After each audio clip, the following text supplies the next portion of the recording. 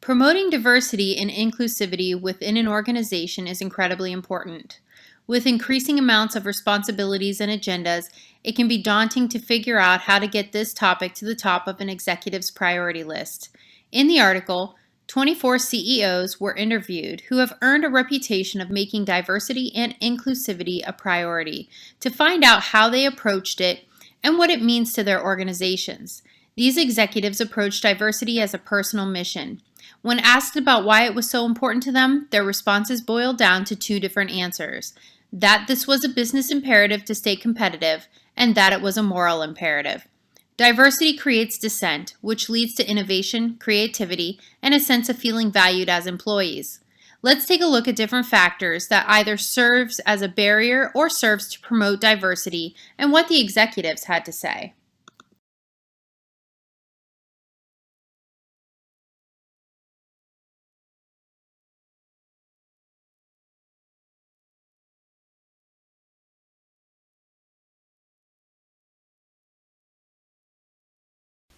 Diversity and gender bias is now becoming a huge matter in this day and age.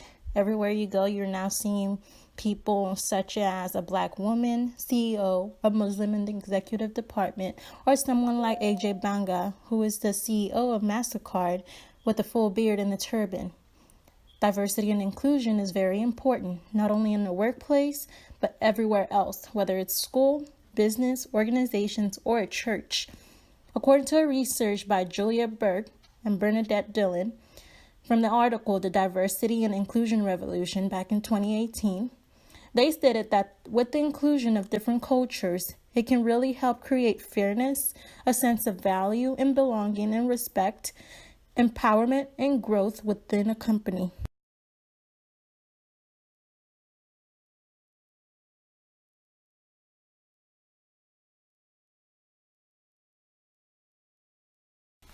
Persistent institutional barriers. The CEO stated that women are often underappreciated in this world. Most men often see women as weak, vulnerable, or as individuals who don't carry the traits that someone in high power would usually carry. Women are easily dismissed or misjudged, and they have these presumptions about them, such as they can do it all, or they have to make a lot of sacrifices. But men don't have these kind of expectations placed on them. There was a call for a transformative agenda for women for 2020 and beyond. This was a conference in Beijing to adopt the Beijing Declaration and Platform for Action, which sets a framework for working to achieve gender equality and women's empowerment. The demand for women's equality has never been greater. It's time to invest in women of this world and to recognize the power they carry.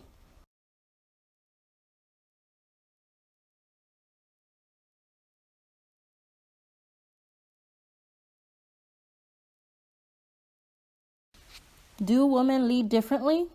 Surely enough, men and women have different leadership styles of their own.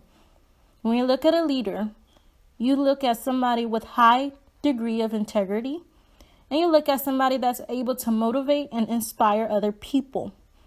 But these traits have nothing to do with their skin color, their race, their religion, or their culture. In an article by Carolyn Anderson, she stated that women believe men lead by promoting themselves and their abilities, whereas men believe women focus on seeking input from other concerned sources, and they're able to show more feeling, and they're able to be more flexible to have stronger interpersonal skills than their male colleagues.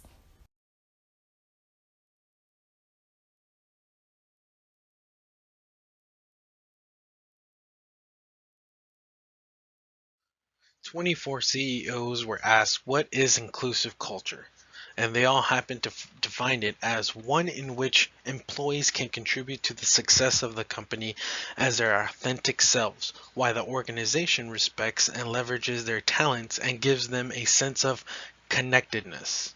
Employees know that irrespective to gender, race, creed, sexual orientation, physical ability, you can fulfill your personal objectives by aligning with the company's, have a rich career, and be valued as an individual.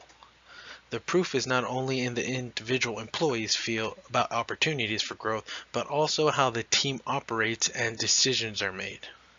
It has to do with how people relate to one another.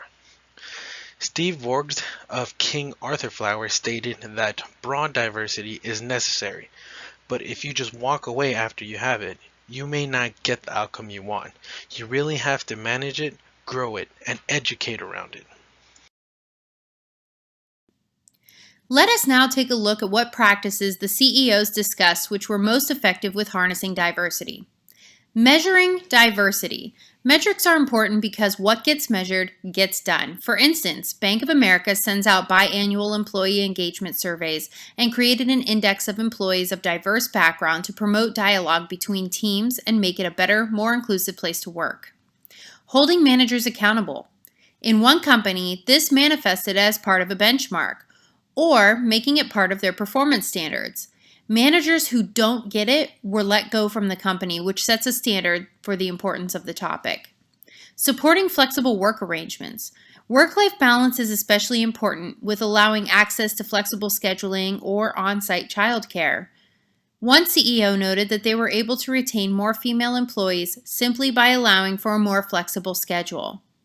Employees with flexibility feel more valued, and those who do not report feeling dissatisfaction and have a lower productivity rate. Recruit and promote from a diverse pool of candidates. More on metrics. Having data to support your argument is incredibly important. Tracking metrics not only during the hiring process, but after as well. One CEO noted that they reviewed the composition of new hires, retention, rates of turnover, and rates of promotions every quarter to see how the company was doing, and that utilizing quotas helps promote diversity faster. For instance, when wanting to move from 1% to 5% female manager rate, utilizing quotas helped one company move 3 times faster than other companies were in the same area. Provide leadership education. Beginning at low levels of the organization where diversity is higher, which also includes candidates from disadvantaged backgrounds, providing more rapid advancement of existing internal candidates and weaving diversity into the culture of the company. Sponsor employee resource groups and mentoring programs. These are an investment for a company, but providing them brings different levels of employees together from different departments. Offer quality role models. A company must be intentional about promoting diversity. Diversity from the top promotes diversity throughout. Employees think, if they can do it, so can I. Make the Chief Diversity Officer position count. Maximize the position, showing that it has full support from the top. Simply having this position isn't enough. Diversity isn't a one-and-done deal. The company must commit to working beyond the hiring process by making diversity part of their overall business strategy.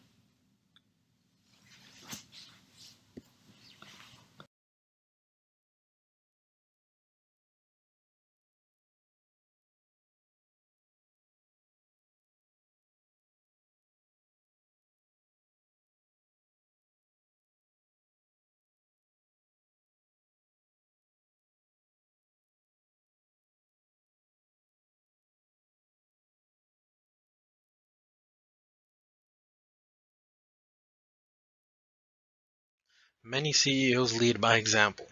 Nearly half of the CEOs in this article said that their most important role was to set the tone for the organization's culture by demonstrating a commitment to inclusion.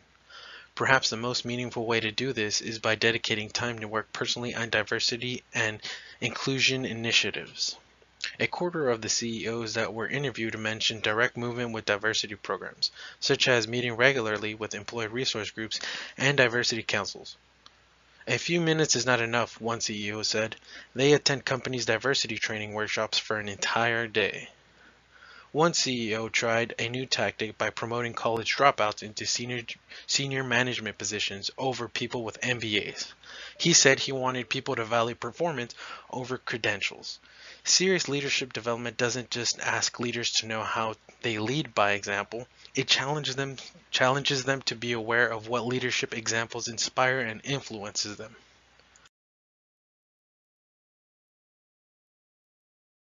In conclusion, promoting diversity and inclusivity within an organization is incredibly important. The two reasons is that it was a business imperative to stay competitive and that it was a moral imperative. Diversity is a huge matter not only within race and culture but gender as well. Diversity and inclusion is very important not only in the workplace but everywhere. Women believe men lead by promoting themselves and their abilities, whereas men believe women focus on seeking input from concerned sources and are found to be more empathetic and flexible and have stronger interpersonal skills than their male colleagues. Inclusive culture covers employees' individual feelings about opportunity for growth, operation, and decisions that have been made. They define it as one in which employees can contribute to success of the company as their authentic selves, while the organization respects and leverages their talents and gives them a sense of connectedness. Practice that makes a difference is how they measure diversity, hold managers accountable, and support flexible work arrangements. Measuring diversity. Metrics are important because what gets measured gets done. For instance, Bank of America sends out a biannual employee engagement survey and creates an index of employees of diverse background to promote dialogue between teams and make it better, for a more inclusive place to work. CEOs lead by example and can make an impact by dedicating some of their time to work personally on diverse and inclusion initiatives.